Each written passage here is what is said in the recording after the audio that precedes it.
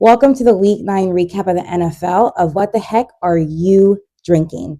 So, I was on vacation for about 3 weeks and had a wonderful time out of country and in different states visiting family. But while I was away, I had a lot of time to try a lot of different cocktails. And coming back, seeing Week 9, and I saw some teams that were playing a little crazy. A lot of little mistakes cost them dearly. And right now, we're halfway through the season, so we're looking at a playoff run, right? Who's going to make the playoffs? Who's not? Who is going to really take hold and correct our errors? Who are going to capitalize off of other teams' errors? And who are just going to outplay altogether so that we can have the road to the Super Bowl? Halfway through the season, it's been very interesting. So without further ado, I want to talk to you about the types of drinks that I was drinking on vacation and what influenced our Week 9 for What the Heck Are You Drinking? So we had a lot of mixed drinks and mixed cocktails that were pretty liqueur heavy. So a liqueur is a liquor plus a sweetener.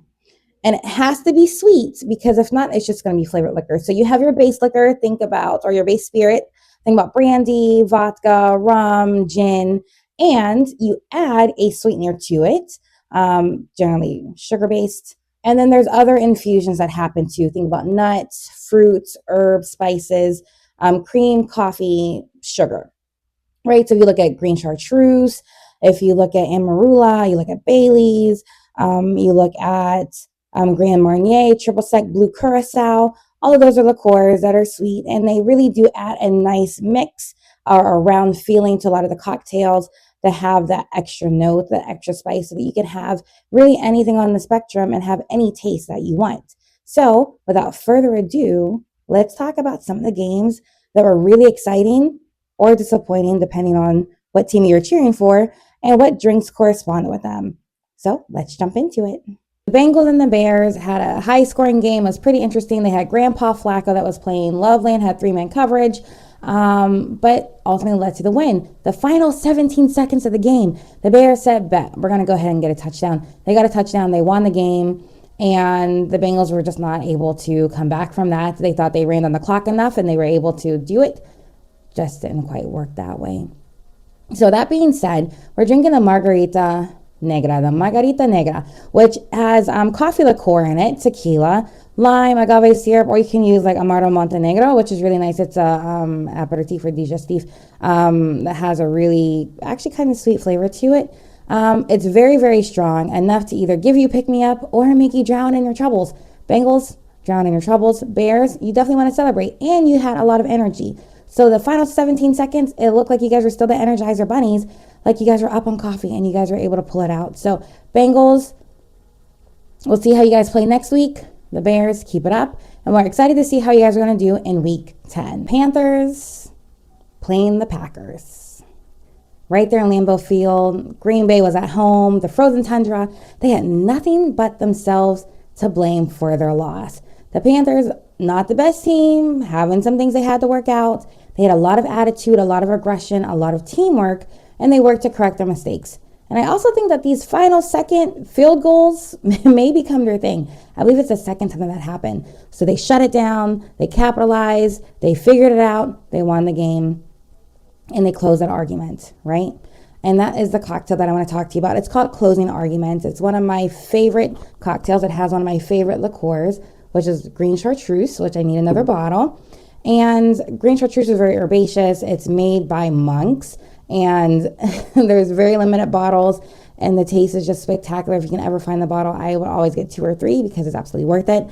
But the closing argument is mezcal, which is like a smoky tequila, green chartreuse, maraschino liqueur, and lime juice. So you have the herbaceousness from the chartreuse, you have the smokiness from the mezcal, you get the sweetness from the maraschino, and then you get the citrusy from the lime. It's just a really beautiful drink. And honestly, it shut it down, closing argument. It'll shut everything down because it's rather strong. So if you're going to try it, I recommend it. Panthers, great job closing that down, shutting them down, and coming back from an embarrassing loss the week before. You really showed us that you can pick yourselves up and keep going. Packers, better luck next week. We'll see what happens in Week 10. Bills versus the Chiefs. So this game was actually quite interesting. The Bills and the Chiefs both have a history in the recent years of being playoff contenders. However, the way they've been playing, there's just been a lot of holes. The Bills are outplayed. The Chiefs got sacked quite a bit. There was a lot of mistakes on both sides. It seems like for anyone to have won this game and did not end in a tie, they would have had to have a lucky day. And that's what I think the Bills did. They did get sacked. It was just one of those odd games that wasn't like really exciting. But you look to see how they play because they tend to be solid teams. So the cocktail we're going to talk about is Lucky Day. It is a gin-based drink that has lime juice. It has pineapple gum syrup, which you can buy online. I haven't really seen that in the store too often, but you may be able to do that. And then also green chartreuse. And it's one of those really just light drinks. A lot of people tend to drink it as a digestif. I think it's great any time of year. But honestly, they did have to have a lucky day. I'm actually going to show you the gin that I make my drinks with. Not everybody's a gin drinker. However, this one is Noir Expedition. And Noir Expedition is an American gin, and it's actually distilled and bottled in Pittsburgh, Pennsylvania, by a gentleman named Kenyon. He's absolutely amazing. It is one of the best gins that I've had because it's not super juniper heavy, and I tend not to use juniper heavy gins whenever I'm making a cocktail, and Lucky Day does reflect that. Lucky Day is one of those drinks that, you know, you don't always get it. It's hard to find the pineapple gum syrup that really helps round it out along with the green chartreuse. A lot of places do not have green chartreuse. So having these key ingredients to make it a wonderful drink really is a lucky day. So the Bills, great job winning. The Chiefs, we'll see how you come back from it. Let's see if you guys can stop making all these little mistakes. Maybe focus more on the team and not so much on what's going on in the team's personal lives. Just saying. And Bills, keep it up. You're the only team repping for New York. The Vikings versus the Lions. It was a very interesting game. The Lions were fresh off of a bye week, and the Vikings were just trying to get their foot back in the door to create a stride for them to have a better latter half of the year. Again, the season is halfway over, and we're seeing some plays and some teams that are making a lot of rookie mistakes and a lot of errors that are costing them the games, and that can definitely be said about the Lions. So there's nothing like a blocked kick. We're really happy that the Vikings were able to do that. We don't do that enough in the NFL, and they were able to capitalize on the errors from the Lions. With that being said, the liqueur or the cocktail that we drank that made me think about them was called Apparent Sour. So Apparent Sour has Aperol, elderflower liqueur, and lime juice. Aperol to me is really, some people say it's sweeter. To me, it's a little tart, like tart orange and grapefruit. And elderflower is herbaceous and pretty and floral and flirty. And blended that together with the lime, shaken, of course. It's actually really, really nice. It's really good. And it was a pretty sour loss for the Lions. And apparently, it was pretty good for the Vikings. So thanks for introducing us to an amazing cocktail with amazing liqueurs that we got to have. So we'll see what happens for Week 10 for both teams. The Steelers and the Colts. Now, when I tell you that it was an absolute fun game, we are so excited that the Steelers won.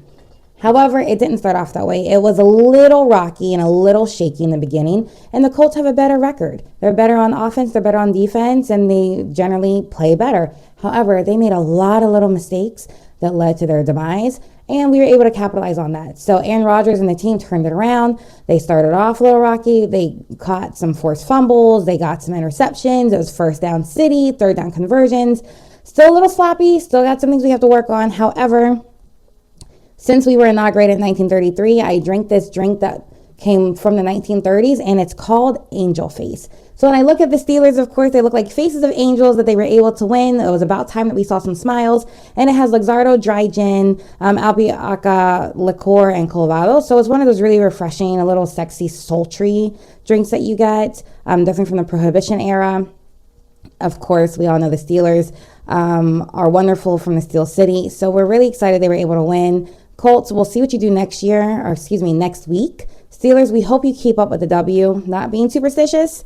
However, my angel faces, we all need to do what we did last week so that we can make sure we keep winning because we are trying to get to the Super Bowl. And this just may be our year. So anywho, good luck Colts, good luck Steelers, and have a wonderful Week 10. The Jags versus the Raiders. Let's talk about a game that really did stop your heart. They're going back and forth. They're making big plays, key plays. Both teams are having fun. They were playing aggressively. The refs actually let them play, which is hard to find nowadays because of how delicate football has become. And they ended up tied 23-23. Overtime comes, right? The Jags are controlling the clock, just controlling it. They ended up having long runs and long passes. Trevor Lawrence just really did his thing, had a touchdown. and they got the extra kick. So now it's 30, right? 30 points. The Raiders get the ball. I think about 3.5 minutes left. They're doing long passes. They're getting out of bounds. They're doing all that they can. They score a touchdown. There's 16 seconds left in the game. Everybody's sitting on pins and needles like, oh my gosh, are they really going to tie it again? What are they going to do? They try for a 2-point conversion, and it was swatted. It was rejected. Oh, it was heart-wrenching to see them lose like that, but it was such a beautiful game. We love seeing football and love seeing players actually play football. That's what we like to see. So the drink that we're going to talk about is called a Corpse Reviver. I can't tell you how many times my heart stopped watching that game. Even watching the highlights, I went back to the excitement that we had. And the Corpse Reviver is a beautiful drink. It has Grand Marnier. It also has gin. Of course, I would use the Noir Expedition from Pittsburgh here, the American gin. Or we have this one here, which is Explorer, which is also an American gin that you can get at Libations, which is right there in the Strip District, which is really good. I think that's in some other stores too, but I always pick up my liquor from there. It has Grand Marnier, which is an orange liqueur, lemon, simple syrup, Sauvignon Blanc, and absinthe. So it is one of those citrusy, fruity, and it has this really complex undernote of orange. It just warms up your soul. It's perfect for the wintertime. Topped up with some Luxardo cherries, and you're going to be in for a wonderful evening. It is quite strong. It will revive your corpse. And honestly, there are so many people that were just down and out from this game, from heart attacks to stress to screaming to the ultimate sadness of losing such a close game in overtime, but they did such a great job. So the Corpse Reviver was so fitting. Awesome job to the Jags. Amazing job to the Raiders. We'll see what you guys do in week 10, but we're excited to see you guys rounding out for the latter half of the season to see if you can make it to the playoffs. What the heck are you drinking? Week 9 recap was a lot of fun. We had some amazing cocktails from the Corpse Reviver to Angel Faces to Lucky Days to Margarita Negras, the closing arguments. It was just so much fun. The teams we're going to see either make some amazing plays, some big mistakes, some topsy-turvy games, some upsets, and we're here for it. So I'm looking forward to sharing with you what the heck are you drinking for week 10 coming up.